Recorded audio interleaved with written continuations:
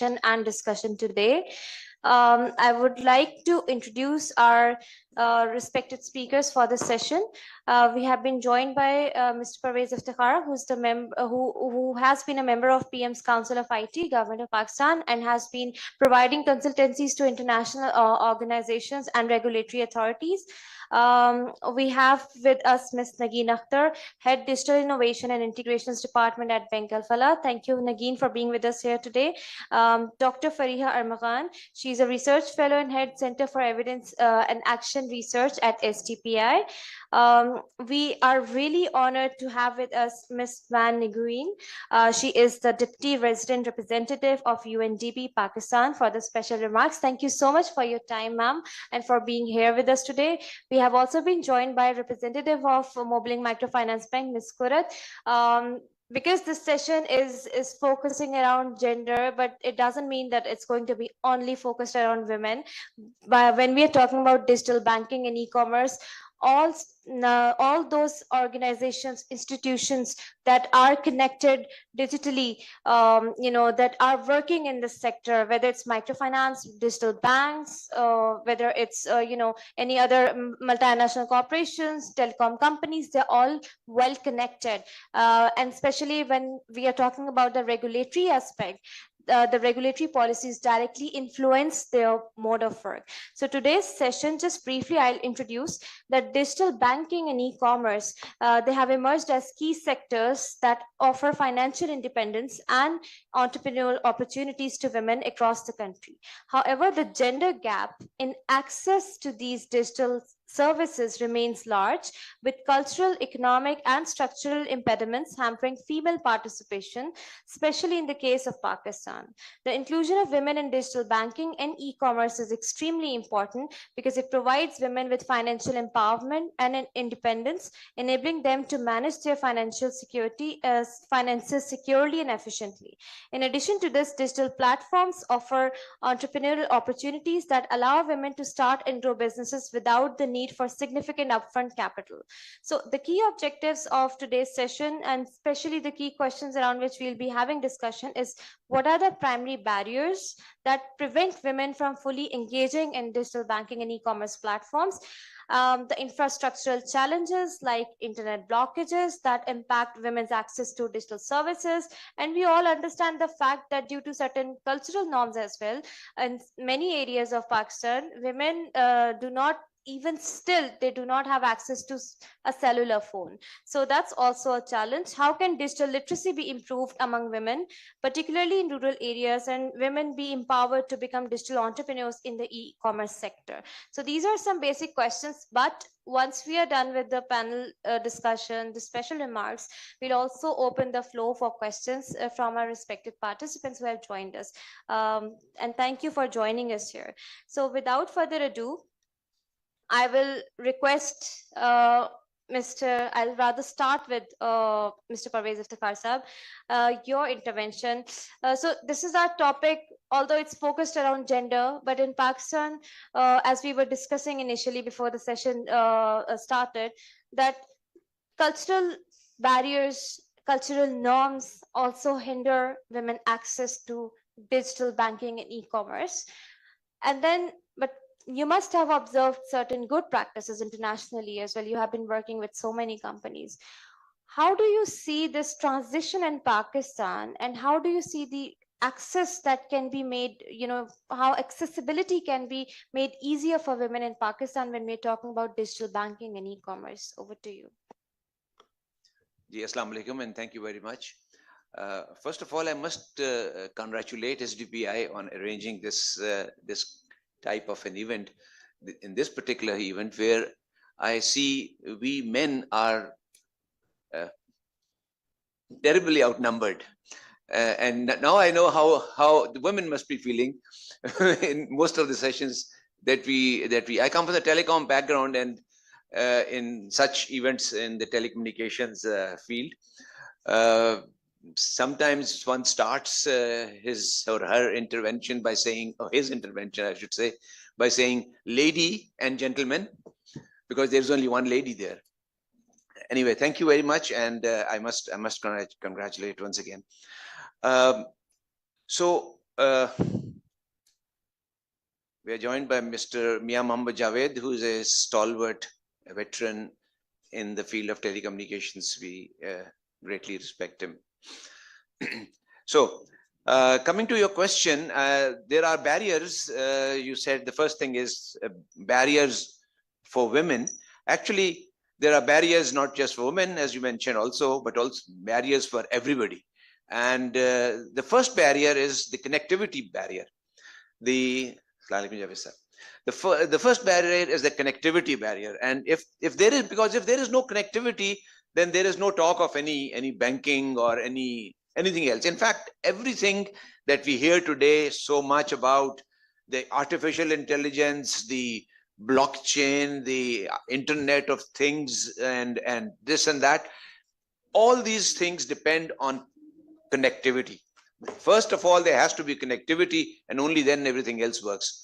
So I keep telling my discussion partners in the government and in the regulator that these are the basic rails on which everything works. The entire IT exports, for example. You can do whatever you like, but if you don't have good connectivity, things will not work. So the basic barrier, or the first barrier, is connectivity.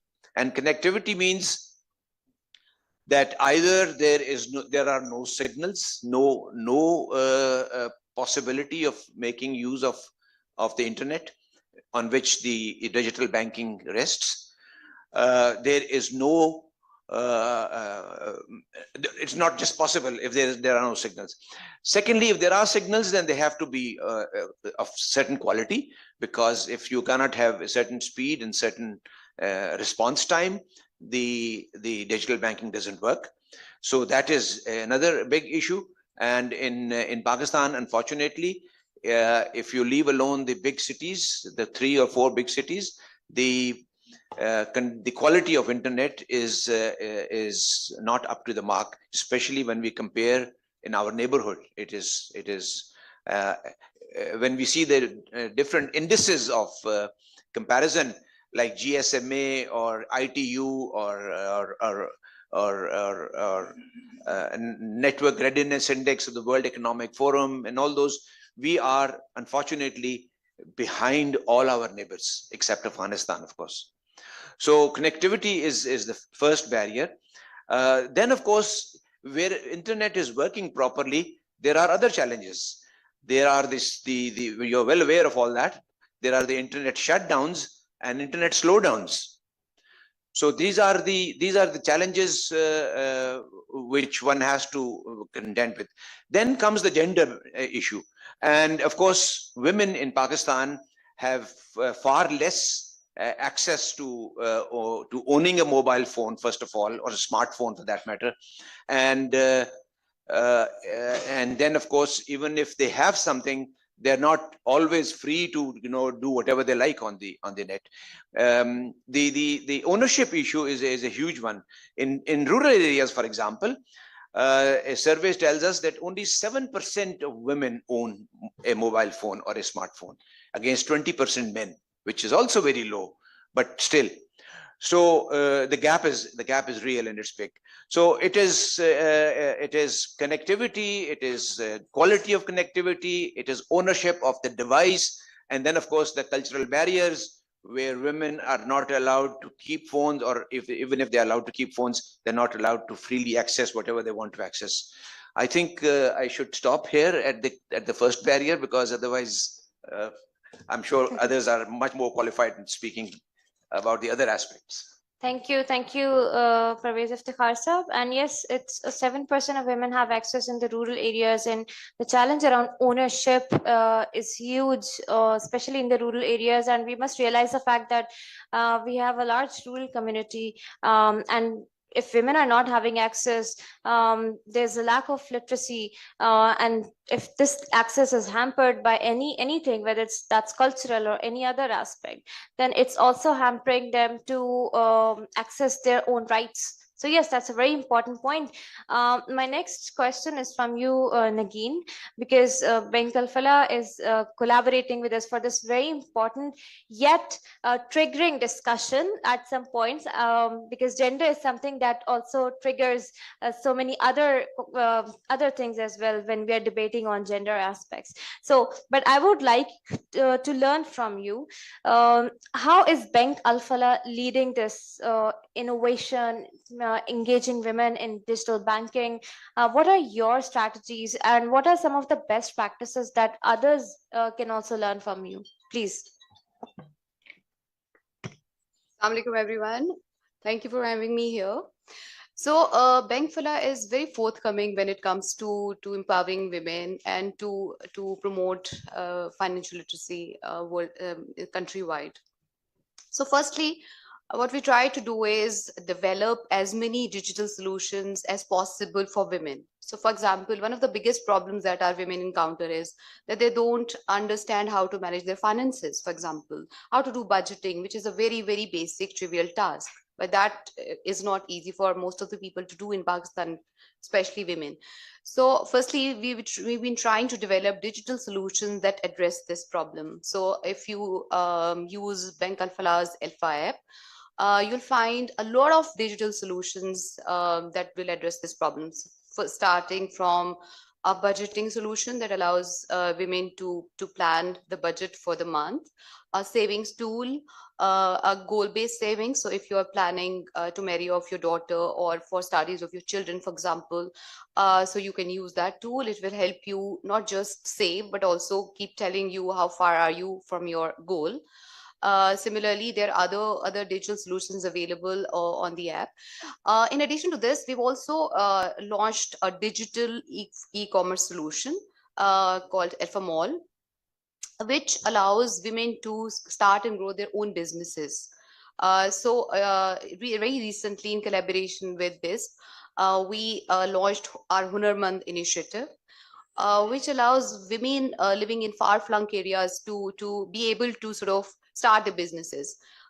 Women selling caps or clothes can go set up their own store on Alpha Mall and start their business, thus empowering women. So our strategy overall is to focus on financial education and giving them opportunities to sort of make money from our platforms. Thank you. Thank you, Nagin. And those are very good initiatives that Bank Alfala is taking. I'm sure there's a lot that we can learn.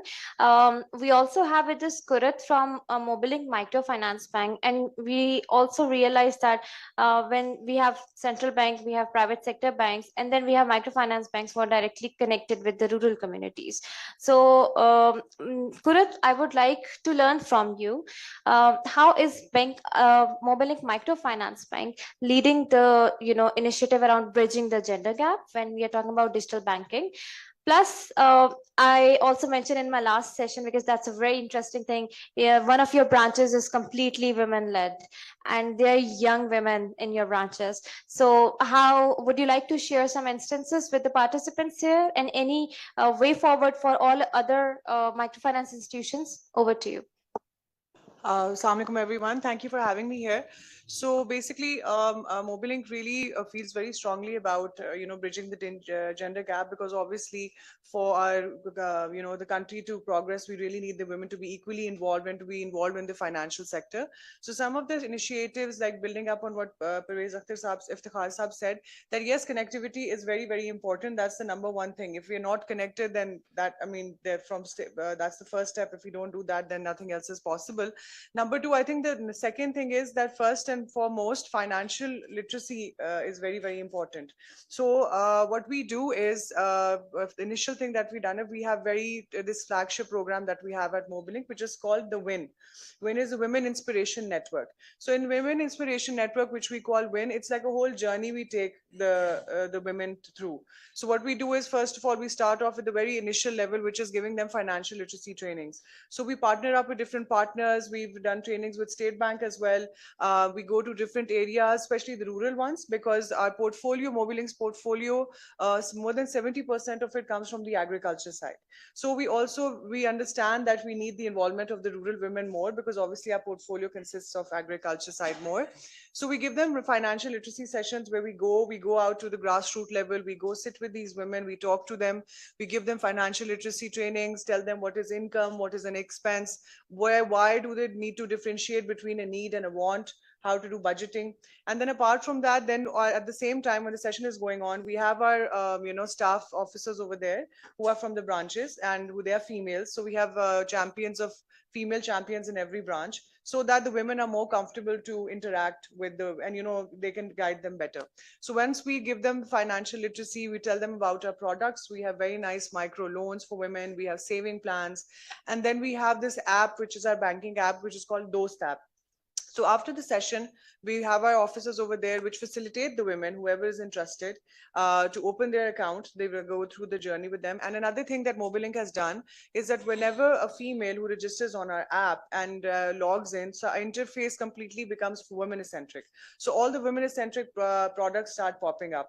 So because of this, when we go down to the ground level, not just to give the financial literacy training, but also to get insights, because once we started, because women inclusion cannot be just done by sitting in the head office. So we do go out, because for example, the women problems they're facing in the Punjab side, the KPK women will be facing entirely different problems. So it's very important to go down to the grassroots level, to sit down with them and to discuss with them what kind of problems they have, what are their needs, what are they missing out, so that we can design products accordingly to that. And after that, because we offer a lot of loans as well, and there are a lot of success stories, so we showcase those success stories as well, so that other women can get motivated and they can become part of our network.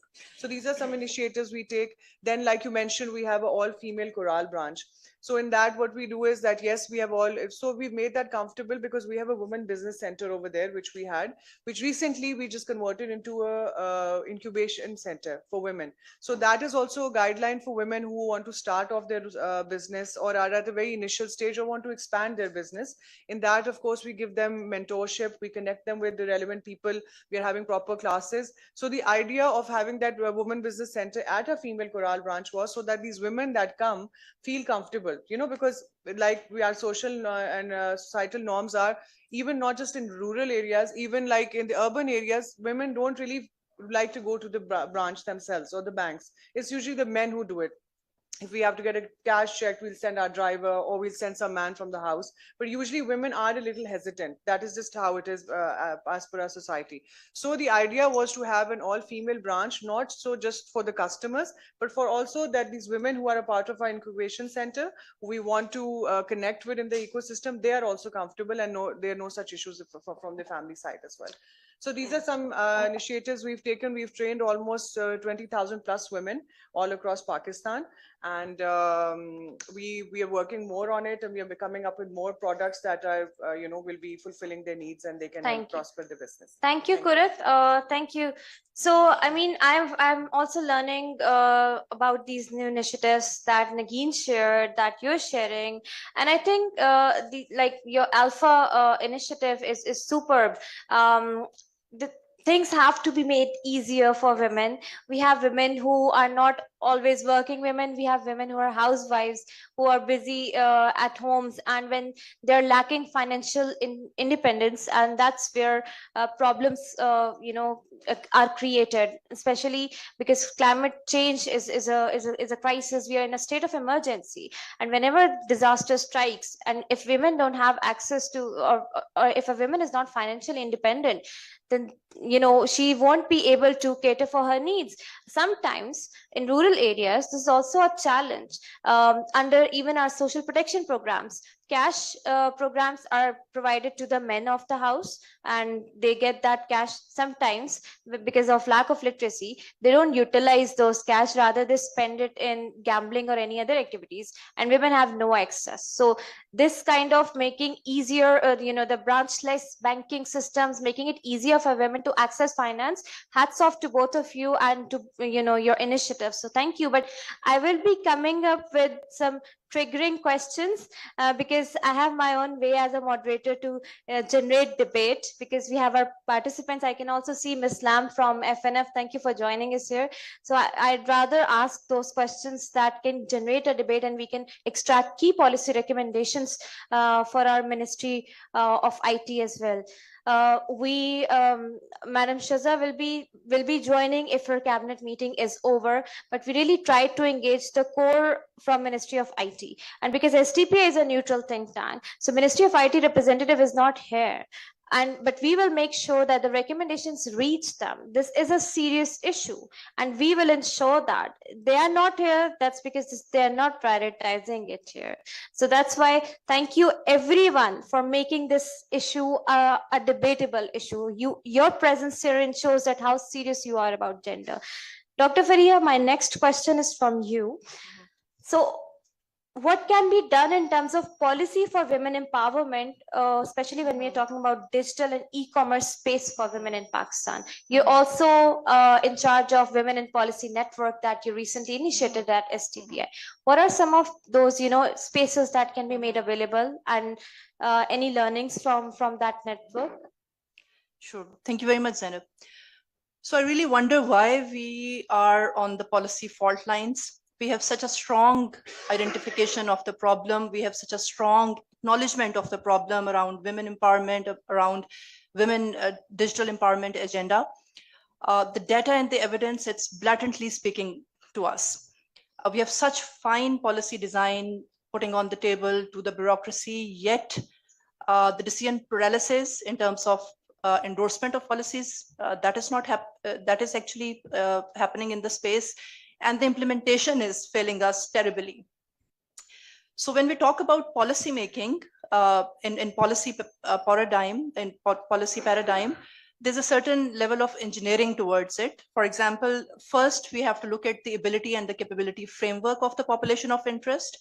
Then we have to actually identify an entry point, and that leveraging of intervention should be at such entry point where acceleration can take place, where we can hit the pots and the pan, we can create a sense of urgency around the problem, where short wins are to be consolidated, are to be celebrated, and then vertical and horizontal integration has to take place.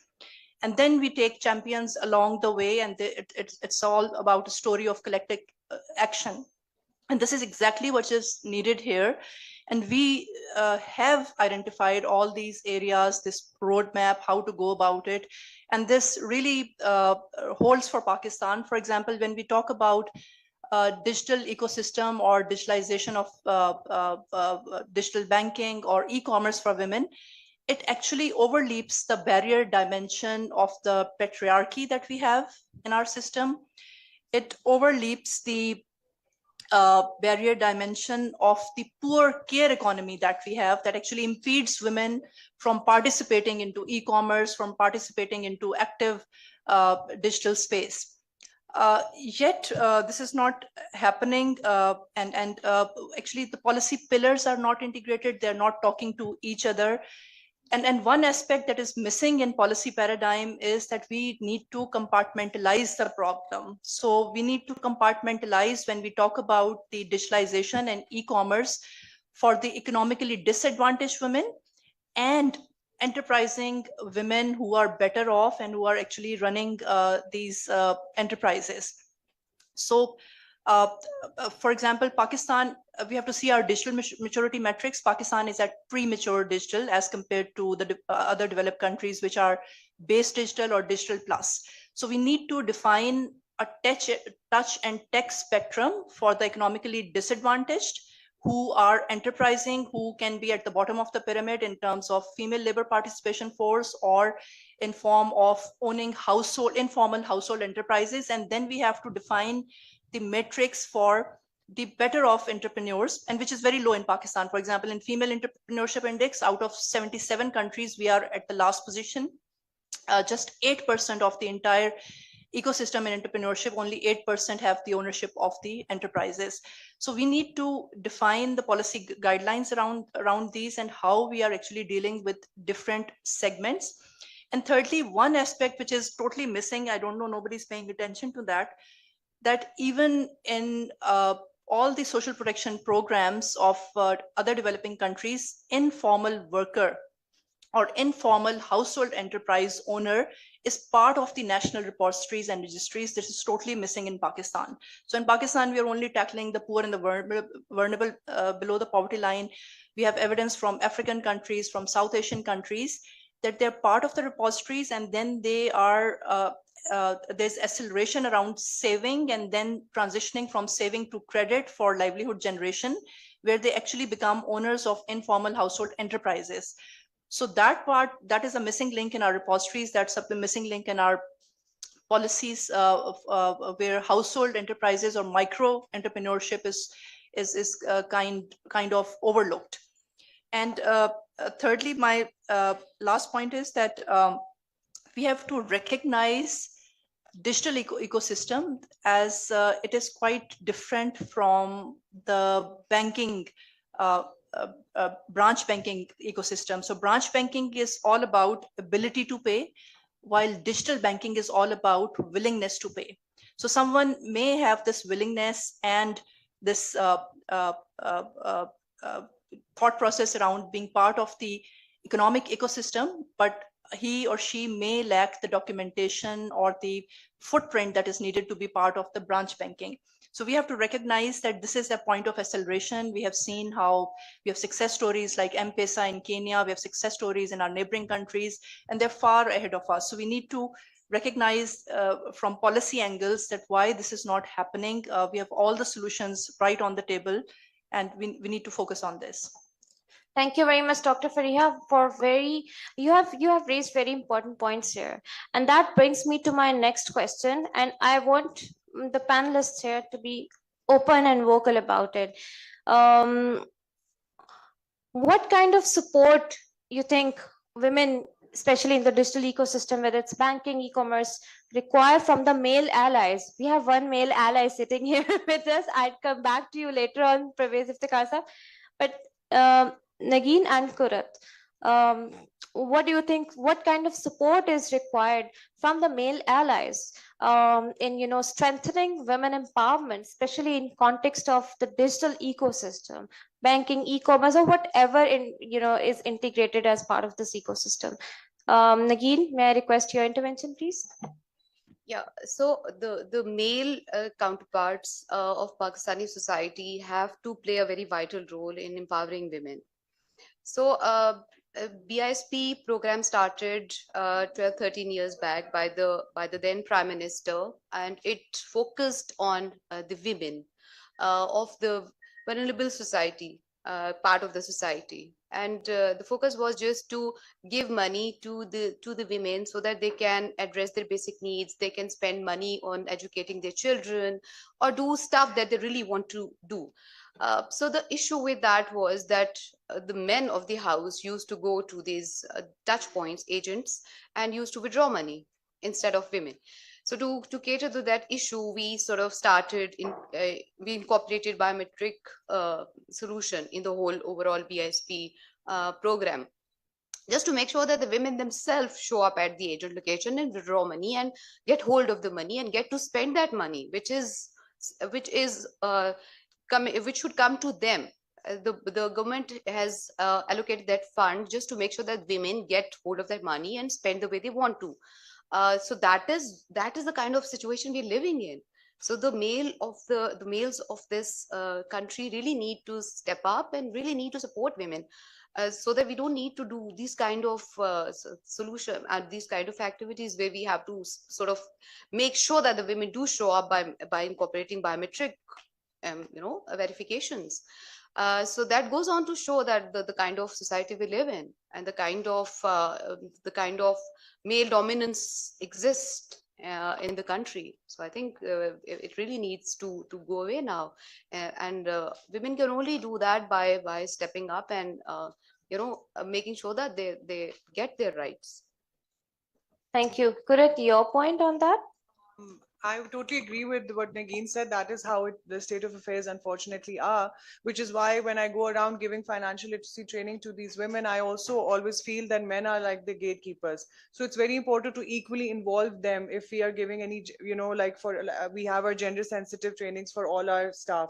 So it is very important to involve the men in the process as well, instead of just going and focusing on women and talking to them, because men at the end of the day, and especially how our society is, and especially in the rural areas, it's the men who are the decision makers. So I think it's very important to involve them in this, giving them this training, sitting down, having sessions with them, for them to to change the mindset that they have, that the women equally needs to be involved in the, in the economy of the house, because the inflation, with everything going up, with the utility bills, there's so much of frustration, because obviously a man is the only provider of the house, let's say.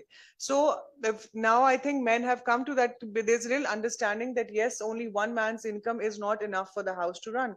So they need to get the women involved. So I think one thing that we could do is to equally involve them in whatever initiatives we take, whether it's financial literacy training, digital financial literacy training, or e-commerce stores, or making the platform easy for them, or making our banking apps more easy for the women to understand and to work on.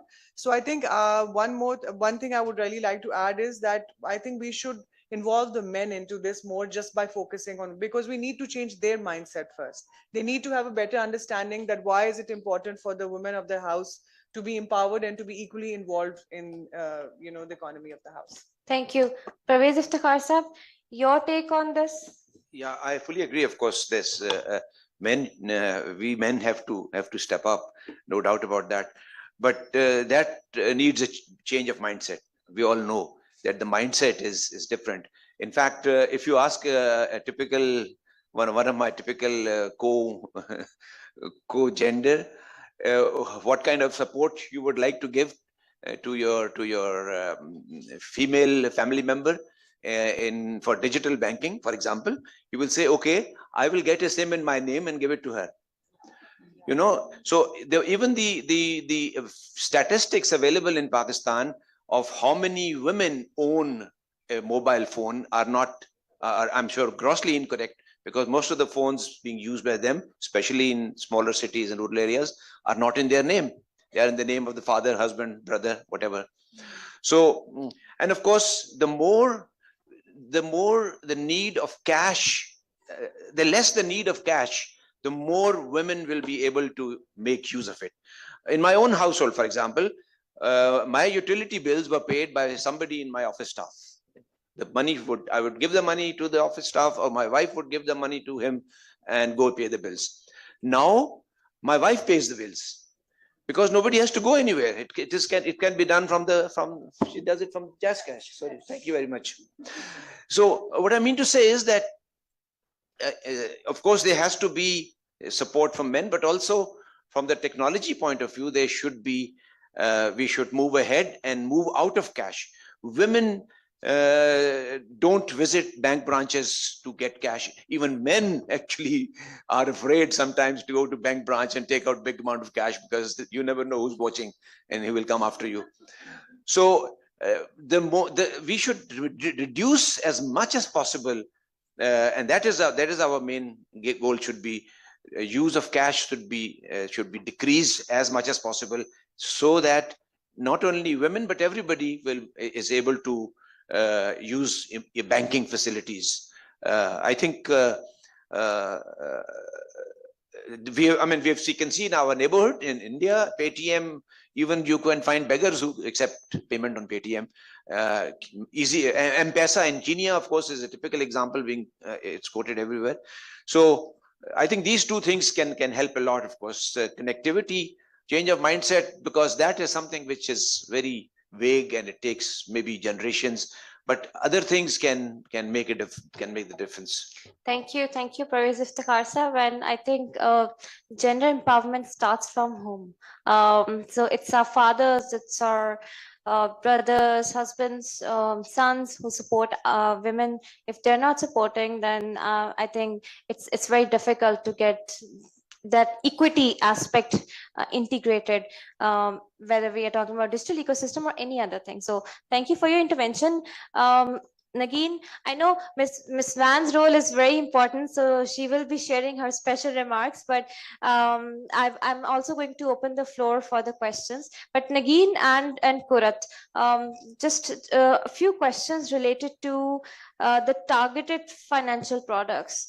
I know what Mobilink is doing. I know what Bank Alfala is doing. But you do realize the fact that we are still very much lacking when we are talking about targeted financial products that are specifically designed for women and that are made accessible, by the communities. So, Nagin, anything that Bank Alfala has within its vision or mission plan for the women? Targeted financial Most inclusion? definitely. So very recently we launched a remote working app that allows women to work and earn money, something very similar to what Kareem does. So whenever they are done with household chores, they can just log on and answer our basic call center chats. So what we've done is we've developed an app. It's available on the Play Stores. You can go download it, and in your free time, as soon as you're done with whatever you do throughout your day, I'm talking about household wives, how women who left jobs after they got married, which is very common in Pakistan. So they can log on and start earning money right away. And so we provide a training, which is very, very simple. So the call center agents are supposed to provide responses to public information about Al Falah products. So, for example, what is a digital account? This is the information. So we have our WhatsApp chat on which our customers ask different type of questions. So these people, these women can answer these chats and earn money. So this is based on pay as you go model. So this is one of the initiatives that we very recently launched for women, just to make sure that these people who are intellectually not behind anybody, they just left their jobs because of certain social reasons, should become part of the society again and should become an earning partner of the family. And then we have Pehchan accounts, which are specifically designed for women. And then lastly, we very recently launched Hunarmand program on our BISP platform, on our Alpha Mall, in which we've invited women from far-flung areas, for example, from Khairpur, from Multan, to become a merchant and grow a business. So we're really focused on women empowerment, making sure that women become part of the financial inclusion and ultimately become a productive member of the society. Thank you. Kurat, just a slightly different question. So we have women-led SMEs and startups, and because I've been working, SDP has been working with different SMEs and startups over the years, and there's one challenge, that's access to finance by these women-led startups and SMEs. And you do realize the fact that those are wonderful startups and their solutions are 100% scalable. Some of them are even showcasing their solutions downstairs at Sustainability Investment Expo. If you have time to visit them, they're amazing startups. But access to finance is a very big challenge. How is Mobilink Microfinance Bank ensuring that support is provided to these startups and SMEs, especially the women-led startups? Over to you. Thank you for that question. I would gladly like to answer that because, like I just mentioned, we've just launched a WIN Incubator, which is our WIN Incubation Center, in which there are going to be 2 cohorts, and we plan to graduate around 25 women-led startups. So in each cohort, what we've done is we're going to be announcing it. It's going to go live soon. So we are giving this innovative challenge and seed money. So in every cohort, we'll be giving up to almost 4 million to the women who qualify for that. So that is something that we are doing just to encourage them to come up with good ideas, and for the best one to get some seed money to start her business, or to she can expand it. Number 2, then what we do is, what we've seen is that we have these gold back loans that are most popular in our female clientele. So obviously they have to go, the whole evaluation progress happens and everything, and because females are very proudly, I would say, one of the best clients when it comes to a male or a female, there are very less number of women who default. So for us, I think women are like even better customers, you know, compared to men. No offense to men though. But the thing is, like, you know, so once they pay it off, if they need it again, so what we've done is that we have made the gold back, you know, loan process to be, if she wants to get a loan again, we made it digital, because we get all her information and evaluation, the value of the vote is the same. So instead of her going to the bank again and again, so then she can just, you know, the loan can be renewed digitally. So that is something that we've done. Then we are providing a lot of under the ambit of Binti Hawa, we have a lot of Asan digital accounts. We have a lot of loans that we are giving to them on very for, like, you know, the tenure is very for short per time period, and the you know, the return policy is very flexible. These things are just initiated because we do understand that access to finance is a big problem. And then we also do partner up with different partners like INGOs and stuff, and we work with them, and then we also try to get grant money for the betterment of the women. So for example, we will be working on increasing our borrowers, so then we work with the women entrepreneurs, we try to get access to finance to them through us. So we try to you know, make them be part of this ecosystem, and then guide them throughout it, do their hand holding, and any such opportunity that comes where we can, like, you know, have any such challenges, like I just mentioned, the innovation challenge that we'll be having, we try to provide that, so that there is access to those women. We can be that platform for them to meet certain investors, or, you know, however they want to go about it. Thank you, Kurat. So with Dr. Faria, my next question, but just to let you know, after Dr. Faria's response, I will be opening the floor, because I'm receiving messages that the participants would like to ask questions. So I'll open the floor for questions, but just to let you know that this is one of its kind collaboration that Bank Al Falah has initiated today, and we have banking officials, representatives sitting here who are trying to collaborate to address the gender gaps in Pakistan. So thank you, Nagin. Once again, this debate has not been initiated by any other banking sector, as so far as I know, recently, and this is their initiative. So keeping that in view, Dr. Fariha, you have been working with on social protection also with BISP and even World Bank. Is there any strategy that you can think of that government of Pakistan either intends to launch or plans to do or is already doing when we talk about empowering women digitally? Over to you, please. Sure.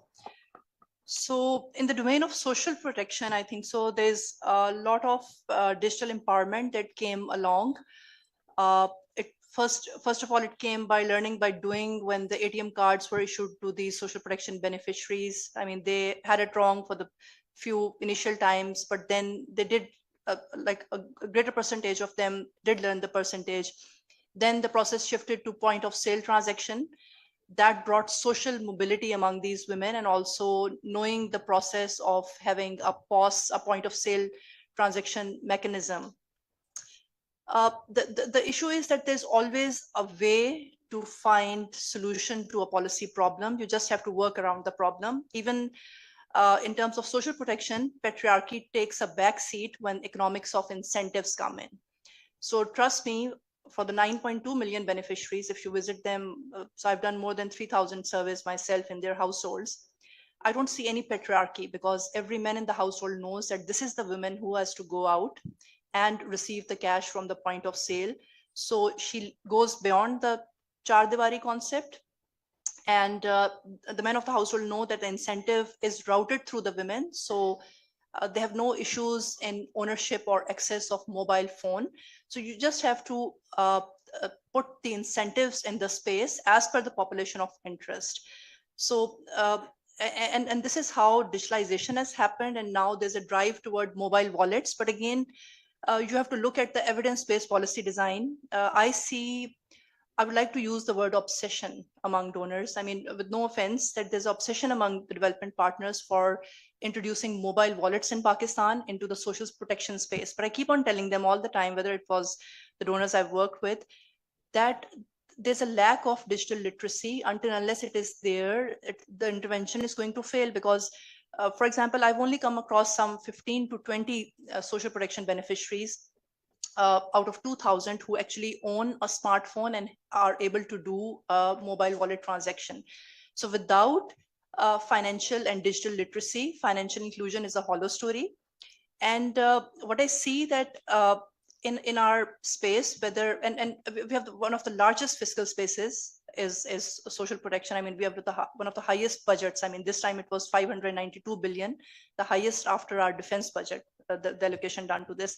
So what I see that everything is happening. All the 4 pillars of financial inclusion are happening. There is across the board health insurance. Initially, it was for the social protection beneficiaries, then it became universal. There are point of sale transactions. There are the saving scheme that has been launched in Pakistan, the first of its kind co-contributory saving scheme for the poor and the vulnerable. And then there are loans in the spaces. We have this example of how they were a success story during COVID and such large disbursement. But none of the pillar is talking to each other. There is not a integration of pillar, like you transition from pillar 1 of saving to pillar 2 of credits to pillar 3 of transaction and pillar 4 of insurance, and you take these women or households through full circle of financial inclusion. That is real empowerment. So all different segments of population are tapped standalone, and given this intervention, someone is picked from pillar 3, someone is picked from pillar 2, and this is again something happening beyond in other spaces as well. So I think so. I still see it as a supply side problem rather than demand side problem, because if you put incentive, and very interestingly, last point, actually what is happening in Pakistan right now, it is voluntary financial exclusion. When it's not a single-sided phenomena, it's not that the financial industry or the banks are not offering or designing products around the population and they are underrepresented or underserved. It's a two-way process. It's when the population sees that these products are not designed for themselves, they themselves opt them out of the system. And this is why there's a whole ecosystem of loan sharks. I mean, you go into KP, I did a study for International Development Partner. It was a global study on SDGs. And I interviewed the enterprise chapter in KP, and they're all slipping into the SMEs in KPs. The majority of them, like literally 90% of them, they're slipping into voluntary financial exclusion, and they're raising capital on their own from friends and families. And I would like to use the word committee system. I mean, they're actually putting in committees together and raising capital, and they're averse to financial industry because they see that the cumbersome documentation, the type of loan processing system, the very stringent KYC policy, they see it as a very stringent barrier dimension. So they're keeping it aside. And the ones who are financially included, they are experiencing super inclusion. Like they are getting included, more included every day. So this is again a divide that is happening and taking place. And I think so there must be serious attention to the enterprise chapter, especially the SME chapter from financial industry regarding this. Thank you, Dr. Fariha. That's an eye-opener. I mean, voluntary financial exclusion, that can sabotage the industry if we think about it in depth. Thank you for sharing the studies you have conducted. The floor is open for questions, but before we take questions, I would request the participant to introduce themselves, use the microphone, introduce themselves, because we have online participants as well, and also keep your questions to the point. Thank you. All teams, please facilitate with microphone. Thank you, Miss. जी मेरा नाम खालिद है और मैं SDPI का member भी हूँ और मैं एक बिजनेस पर्सन हूँ और मैं जो सोशल वर्क मेरा पैशन है. मेरा सवाल जो है परवेज इफ्तिखार साहब से है कि अभी मिस ने जो बैंक से आई हुई खवातीन हैं, स्पीकर्स हैं, इन्होंने कहा कि जी कि हमने सिस्टम को ऐसा बना दिया है कि जो खवातीन हैं वो जाके बायोमेट्रिक करा के कैश विड्रॉ कर सकती है इंस्टेड ऑफ कि उनके घर का बंदा जाए. तो बायोमेट्रिक का मुझे एक बहुत बुरा एक्सपीरियंस हुआ. तो वो मैं चाहूँगा कि परवेज साहब जो है वो परवेज इफ्तिखार साहब मेरे सवाल का जवाब देंगे. कनेक्टिविटी और अब एक्चुअली मैं और मिसेज अपना शनाख्ती कार्ड रिन्यू करवाने गए तो नादरा का जो सिस्टम था बायोमेट्रिक, वो उंगलियां लगा लगा के हम थक गए और वो उन्होंने हमें एक वो लिक्विड भी दिया, फिर भी हमारी जो धीरा जी बायोमेट्रिक नहीं हो रही थी. तो और फिर कुछ बायोमेट्रिक हो गई, कुछ नहीं हुई. तो अब जी उन्होंने कहा नहीं जी नहीं, आप मेरी तो उम्र ज्यादा हो गई. तो मेरी मिसेज को आज ये हाउस वाइफ है तो हालांकि जो शहरों में जो हाउस वाइफ्स होती हैं वो कितना काम करती हैं, इतना काम तो नहीं करती, बर्तन धो लिए, थोड़े बहुत काम कर लिए। अब एक औरत जो है, खातून जो है किसी देहात में है, उस बेचारी के तो घास काट काट के काम कर करके उसके तो हाथों का सत्यानाश हो जाता। तो मैं सर से ये पूछना चाहूंगा कि ये उसकी बायोमेट्रिक कैसे होगी, और जो मेरी और मेरी मिसेज की बायोमेट्रिक नहीं, क्या हमारे पास कोई पुरानी टेक्नोलॉजी है या इसमें कोई इम्प्रूवमेंट दूसरे जो तरक्की याफ्ता ममालिक है उनमें है, या ये हमारा ही प्रॉब्लम है, या ये सबका प्रॉब्लम है? सर प्लीज जरा इसमें हमें एनलाइटन करें। Thank you Sir, very much. just Parvez Sahab, if you please allow, we'll take 2 to 3 more questions. But just to make Miss Van, just to translate, and so he and his spouse, they had this challenge around doing the biometric verification at Nadra. So, you know, they tried their best, but they couldn't go ahead with the biometric verification. Now, his question is that, you know, sometimes our fingers, there might be scratch, or there might be anything else, or we face the issue of, you know, biometric doesn't verify, and then we have to clean it again and again. He does that, but still problems were created. So his question is, what about the rural farmers, the women whose hands are, you know, their fingers are scratched because they're working in the farms? How can biometric verification be ensured for them? So that's his question. We'll take 2 to 3 more questions, but again, just one comment here, being a moderator, and the session is empowering, you know, gender. Women in urban areas are also working, doing double the work men are doing. So that was a triggering, you know, comment, that women in rural areas are working, but also women in urban areas are sharing the burden of their husbands, their fathers. They're working, they're doing, they're going to offices, they're teaching, they're raising their kids, they're upbringing them, and they're cooking, they're going home. Sometimes they're traveling in public buses in extreme heat. They go home, they cook food when we have load shedding. So it's an equal thing here. So no offense to anyone, but it's not justified to comment that women in rural areas do more work compared to women in urban areas. So just 2 to 3 more questions here, and then we'll request the panelists to respond. Any other question?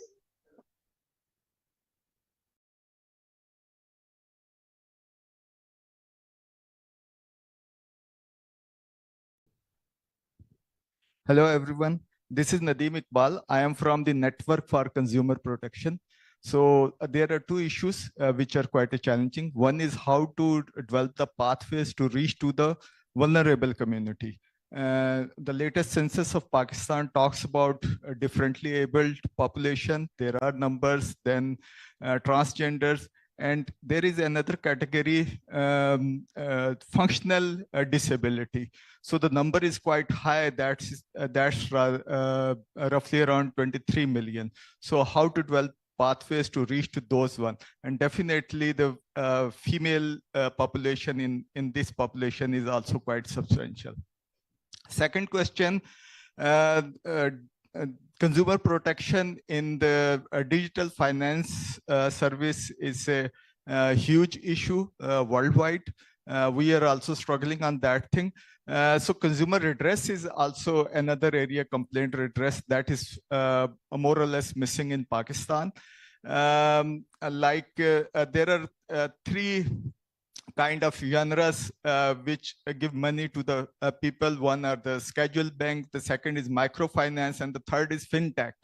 And mostly fintech's outreach is quite high, and it's really developing quite fast. When it comes to scheduled bank, the complaint redress mechanism is there, though it's not, there are quite many don'ts in there, and we don't get regular data to analyze that thing, how effective that one. Even, you know, for the meager application, meager amount involved, but it has gone up to the president. The second, microfinance, the state bank is responsible to give the consumer redress, but it's not articulated mechanism. And the last one, the fintech, the SCCP is there, and there also we are not sure. So these two areas, until unless these are not addressed, we are not going to have a consumer trust. Thank you for the comments. So for this round, we'll take, because there are 3 questions now. One is addressed to Parvez Sahab, and the other is addressed to Nagin and maybe Kurat, if you can respond. So I'll start with Parvez Sahab, your response. I think the questions are quite lengthy, so it's better if we keep them small, short. But before I give my short answer, let me quote a small anecdote. Recently, I went to France, and at the immigration counter, I had to do my biometrics. So I have the same problem. So I was trying everything, but it didn't work. And the lady at the counter, also an elderly lady, she said, "Do this." And I did this, and it worked. I said, "Thank you very much," because that will help me elsewhere also. Sir, biometric, this is a common problem. It's all over the world. With age, the prints become weaker or they fade. But there are other methods of recognition. Facial recognition is one. Iris or with eye, you can do. There are technologies available. So this should not be a big issue in the long run. Maybe right now only biometrics are used, so that's why we have this problem. But technologically, there are solutions available. Thank you. Please. And then I would like to answer the question where you said that how do we reach the communities like the differently able, the transgenders, and also I would like to say that I think what we do is, especially if I talk from the Mobilink's point of view, when we go and give financial literacy sessions, so we do partner up with different consultants or different like Women of Chamber of Commerce. We partnered up with them, and in Multan I had a huge training session in which there were transgenders as well, and I was very pleasantly surprised that these transgenders they had their own little setup over there, their community, which was under the Chamber of Commerce, and they were giving training, like if there was somebody, they wanted to learn how to cook, they wanted to learn how to sew, so they were doing that, and then they were part of the training as well. And then there were also some differently able people over there. So I think what we can do is that collaboration is very important with different areas. Like, for example, if there are any consultants, there are different groups working, there are different NGOs working who have access to these people. We partnered up with UN Women. They give us access to these women also, and to differently abled women or to transgenders. So I think what we can do right now to even make it better is that partnership and collaboration is very important between the private and public sector, so that we can share our accesses, and the audience can benefit from it as much as they can. Comment on that? Yeah, so I talked about our remote working app. So the idea of developing that app was to cater to three segments of our society: household women who can't come to the offices because of the cultural and other social responsibilities. Second was transgenders, and third was people with disabilities. So now, using this app, you can get yourself hired at Bank Al-Falah without coming to the office. You can get your offer letter, sign it, and start working from home. You don't need to come out of the comfort of your home at all. So we're trying to address the needs of these segments, through all the digital mediums that we have. Yeah. Thank you. Any questions? Any further questions?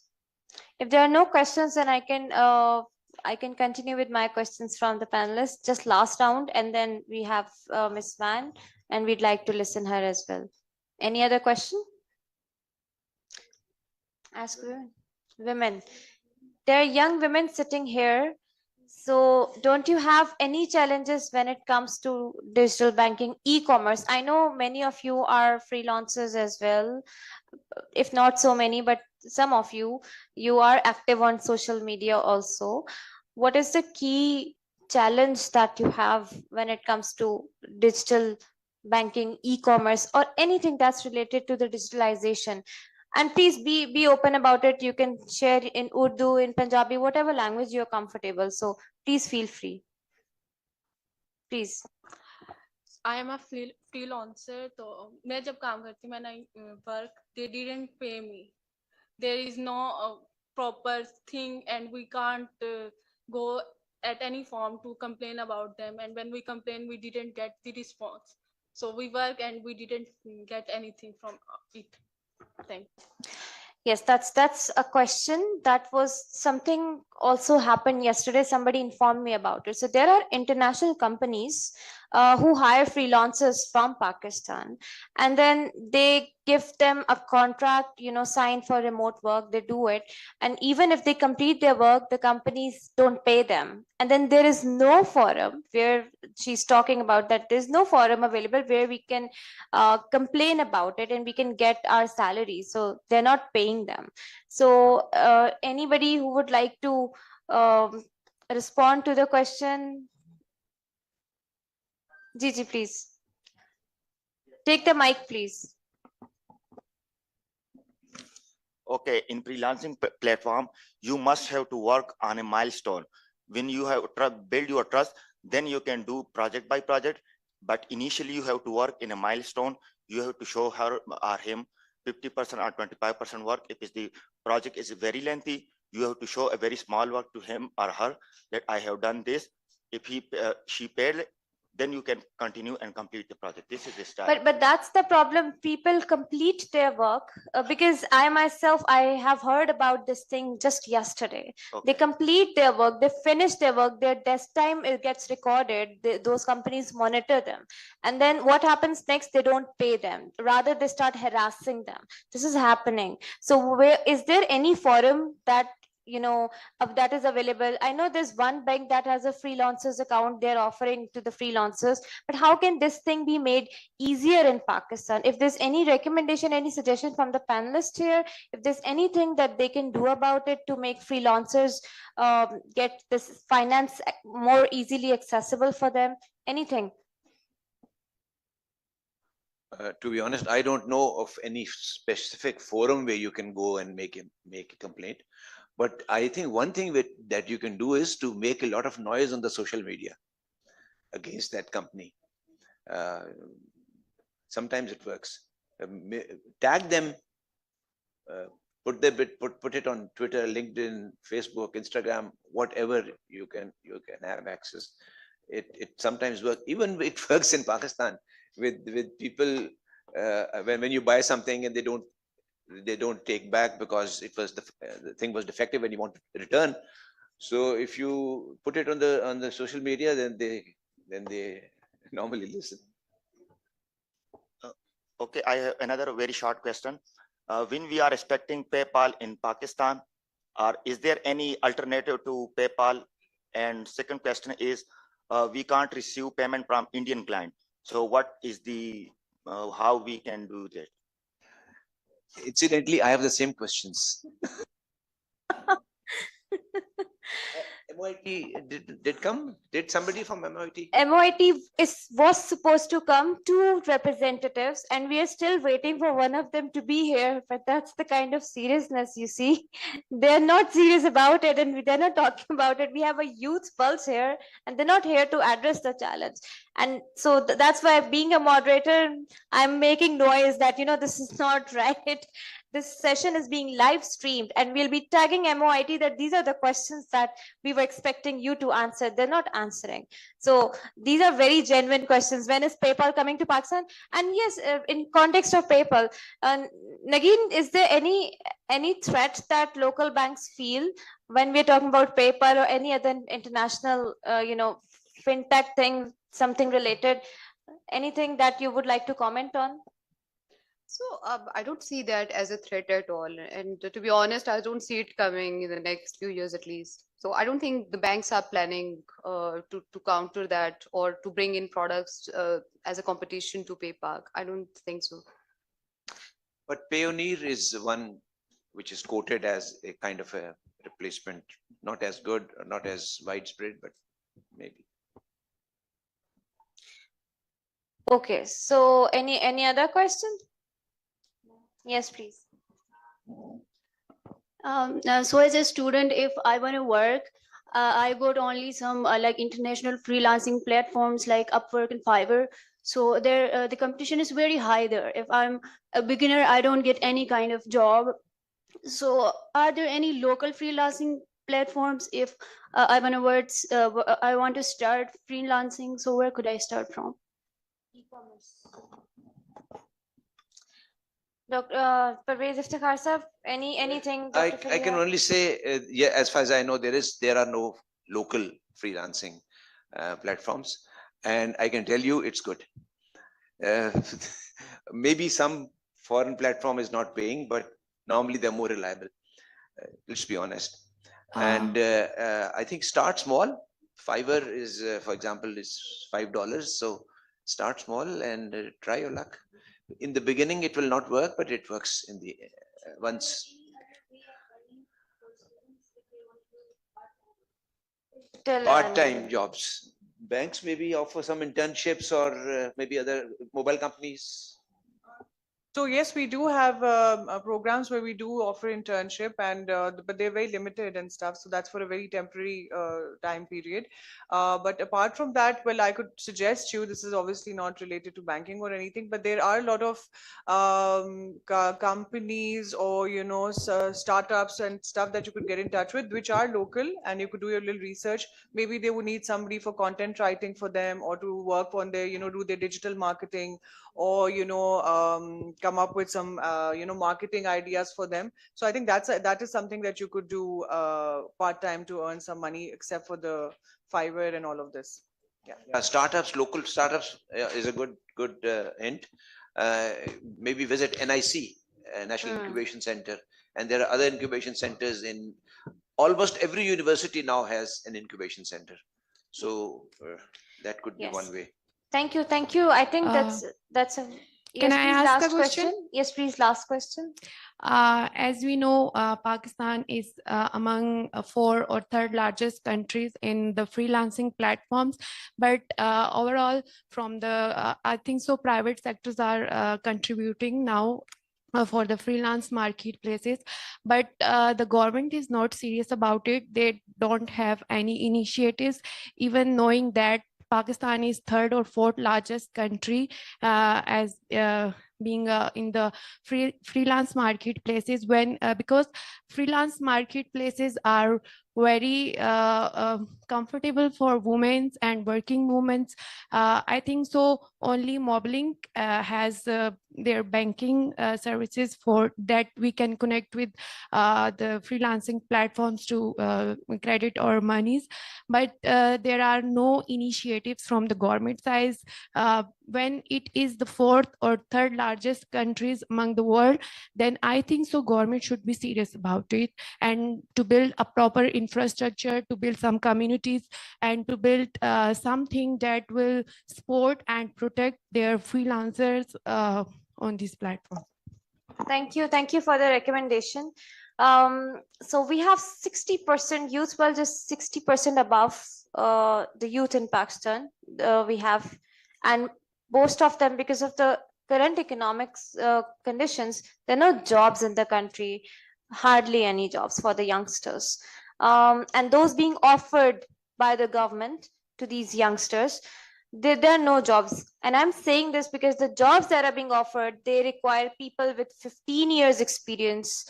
And I don't know how they are catering youth. So yes, there are challenges, we have situation, we have brain drain, and this is one of the key issues.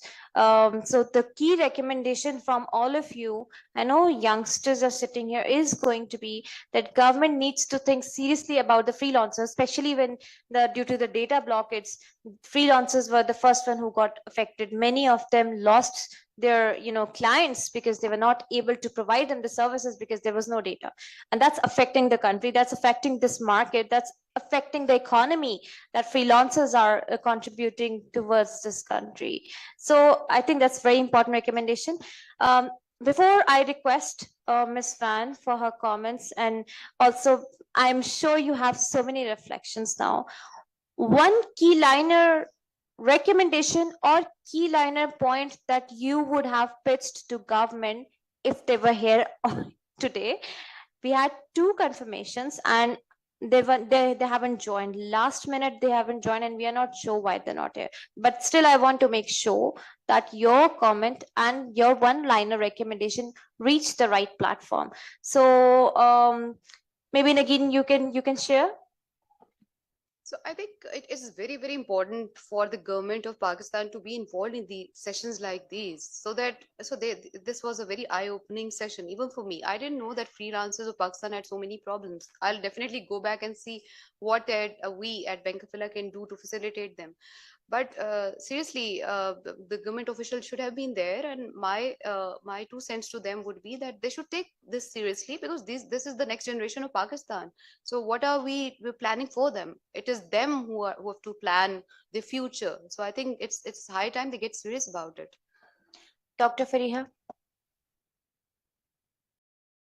I think so. We have discussed a lot from policy angle. I think so. To solve a tangible problem, we need the right problem solver at the right position and at the right time. To just sum it up, I think so. We need women trailblazers in leading the agenda of the digital space.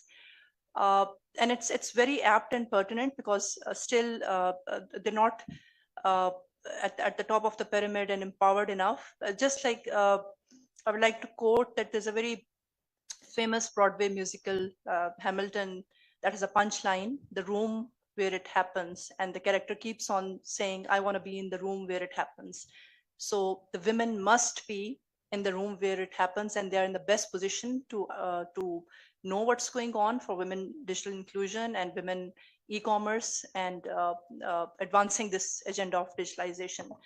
We have seen the success stories where other trailblazer women have taken up this agenda and have led Pakistan through the worst of the times to the best heights. So I think so. This is one suggestion from my side to policymakers. Thank you, Dr. Fariha. Yes, Kurat? I would just like to say, I would agree with Nagin and everybody else over here who also thinks that yes, they need to be very actively involved in such sessions, so that they can hear the problems that our next generation is and freelancers. I think mostly they're very they have the next generation is mostly consists of freelancers, and it's very popular, and working remotely has become very, very popular now, and especially after COVID. So I think they need to address their issues, because they are the future of the country. And number two, if one other thing I would like is that I would want the public and private sector to work together, and there are issues that we need to resolve, and if we can come together and resolve them: number one, connectivity issues; number two, affordability of handsets. So maybe if we can come up with some schemes that these women can have, and which Mobilink and Jazz have partnered up, and we are piloting with the 500 smartphone phones. We are giving them affordable prices. So you're starting off with that. So maybe if the government can come up with such schemes, so that we can address the main issues, which are of connectivity, affordability, and then of course, then if we can have community-based financial literacy sessions, so that we can, of course, like if there's connectivity, there's a phone in a woman's hand or a man's hand, and they don't know what to do with it, so it's of no use. So I think working together and addressing these issues would be very important. Thank you, Kurat. Parvez Iftikhar Sahib, your one-liner. Yeah, more or less the same. To improve connectivity, the government has to play its role. I mean, they know exactly what. We keep telling them what they need to do. Reduce taxes, for example, 15% tax on everything, every rupee that you consume. Advance tax, which those who are below the taxable limits, they can't even claim back. Then 19.5% provincial GST. Total adds up to, and there's other taxes, total taxes add up to 34%, which means if you buy a card, if you get easy load for 100 rupees, 34 rupees go to the government. So such kind of things. Smartphone taxes, for example. Smartphone is an entry barrier for people who want to enter into the world of internet and make use of digital banking and everything. But smartphone is very expensive, and there are taxes on it on top of that. Thank you so much. Ms. Fan, I would now request you for your special remarks and your reflections on today's session. You have heard the panelists, and you have also heard the questions that were raised and you have also taken note of that the government representatives are missing from the debate. So please be open, be vocal, share your comments, and whatever you feel can help contribute towards the positive, the productivity of this dialogue that we're looking forward. Thank you. Thank you so much, Zainab, and a very good afternoon to everyone. I really hope that you could hear me, and perhaps I speak a little bit slowly so that we can follow. So I have a debate whether I should follow the speech that I have prepared, which actually contains very important messages that the government and all of us need to hear. Or I will take it a simple way just to share my reflection from listening to all of you. I actually agree with you that I learned a lot by listening. At the same time, I also realized that after 20 years something of working for the United Nations all over the world, gender is my passion. I have a degree on gender. But then I realized that whether I'm sitting here in Pakistan or somewhere in Africa or somewhere in Ukraine, the story is exactly the same. The problem is exactly the same. The challenges are the same. And then you ask yourself the question, what exactly is happening? You know, the world started talking about gender equality since 1970. 50 years, something happening, and we didn't make any good progress. So that is a picture that I want to paint. I don't want to paint that picture, but that's the reality that we are living in. There's one point that I pick up from Dr. Faryad. And yesterday I wrote a blog about something else, but I realized the problem is exactly the same. I call it the exclusion by design. And that is really sad, you know, when with the government or any of us want to push for the policy, for the rules, for any kind of initiatives, we didn't realize that we make a lot of harms by introducing those policies. So that is a problem for us. As I have been listening to Mr. Pervez, he keeps talking about connectivity, and this is so crucial. Infrastructure connectivity is the first and foremost, the first thing that we need to talk about. And we cannot do anything if the government is not investing in connectivity. But then just imagine that if connectivity is there, but if I am a woman from Balochistan, I don't have money, I cannot afford it, then connectivity doesn't serve me at all, right?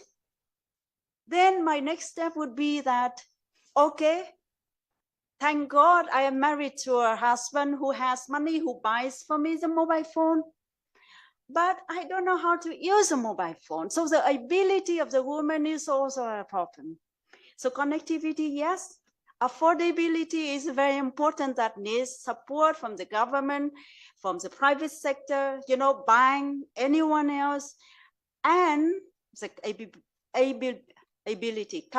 capability to use that gadget. And that's when you talk about literacy, digital literacy.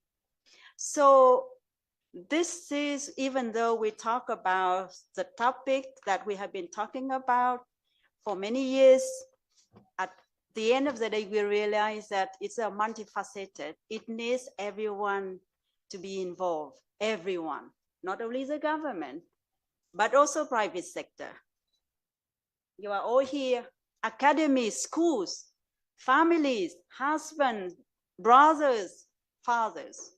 And with that is when I have a problem with when we tell you that we need to empower women. Why?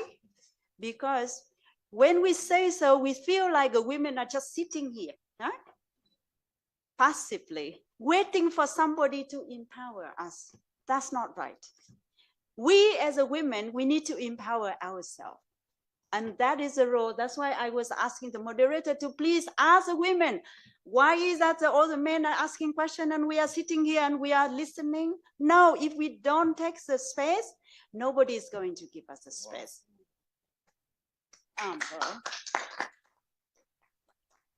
So we need our voice are very important. You said that we need to be in the room. We are thankful to our husband, brothers, father, son. We are thankful to their support, but if we don't have ourselves, if we don't support ourselves, nobody is going to support us to the furthest extent possible. And that perhaps the reason why Pakistan has done so well in so many fronts, but the numbers here, I'm not going to bore you with all those numbers. You should know all those numbers, which is really sad to see that. But one thing, when one of you said that the number here, how many people?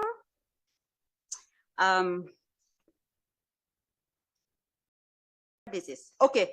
21% are held out of 182 million mobile subscriptions. Only 21% are held by women. That's the number I have. But now you tell me something that maybe I need to look at the number more carefully, because perhaps my mobile phone is a subscribe or registered by my husband's name, and therefore it is we need to be careful when we cite number now.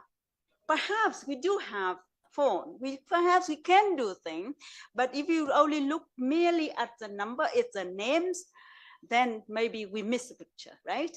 So that is what. So I have been talking about the very important points about connectivity, affordability, and ability.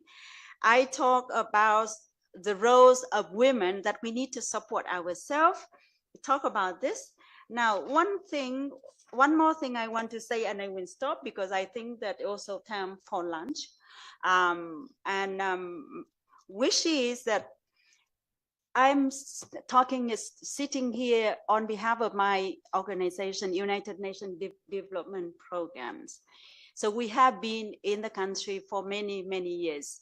And we have been together with you, with the government and with the people of Pakistan for that so many years. What I also see a lot of shortcomings from my own organizations.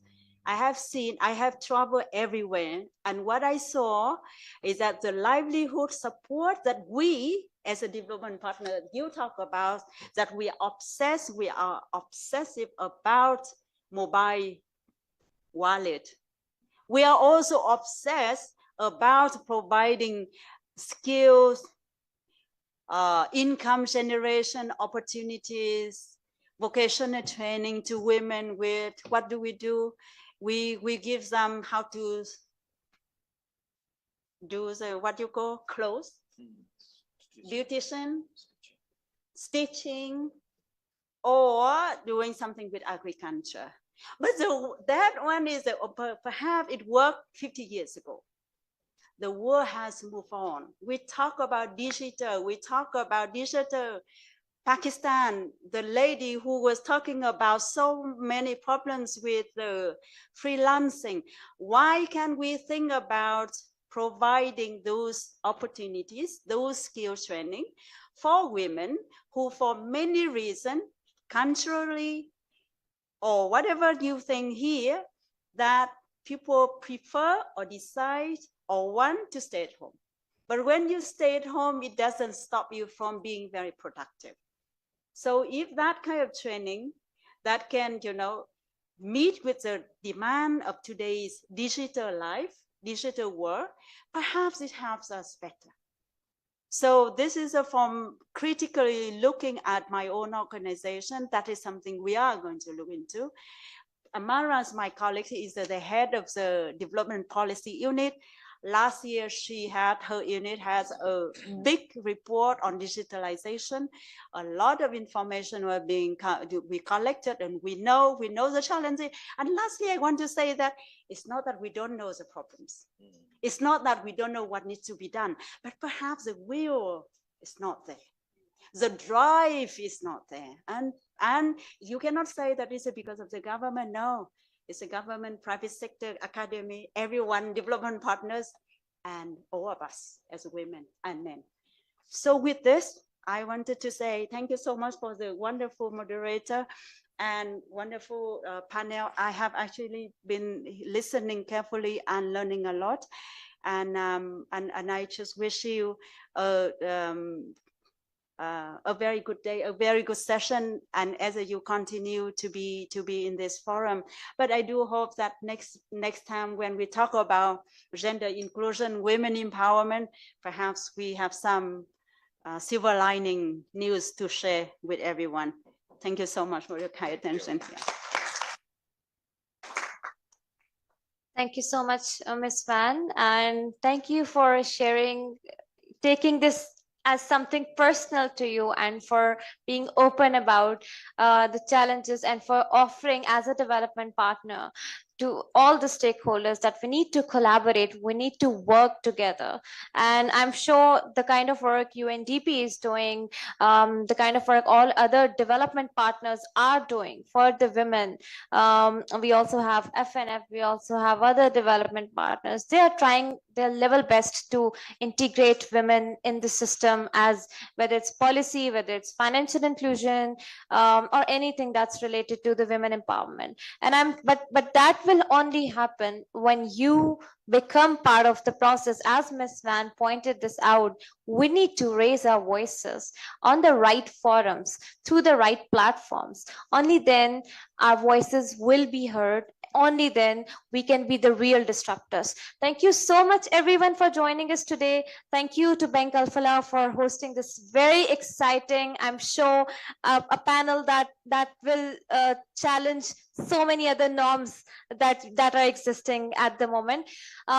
With this, we conclude this session. We have another session at 3 p.m. That's with United Nations Environment Program and European Union. We are doing a project on used textile circularity, and Pakistan's second-hand textile sector is 100% circular. Amazed? We have found that we have mapped that value chain. Do join me at 3 p.m. In the meanwhile, we have our local food stalls in the food court in the expo downstairs. Enjoy the South Asian delicacies. We have ranchers, we have Noos Kitchen, we have matka chai, chaat, and dahi bade and golgappas. Do enjoy yourselves in the food court. Also, try to visit the stalls by women-led startups and by the MNCs, by local private sector in the expo zone. Enjoy yourselves there. And I request the participants, the panelists and the panel organizers to please join us here for a group photo. And also the online participants, thank you so much for joining us today. The session recording will be available today, probably later in the night. Also, just concluding, taking the leverage of being a moderator, we have a musical evening. It's a cultural musical night. Ms. Van, if your time allows, please do join us today in the main auditorium around 7 p.m. and bring your friends and family and have fun. Thank you.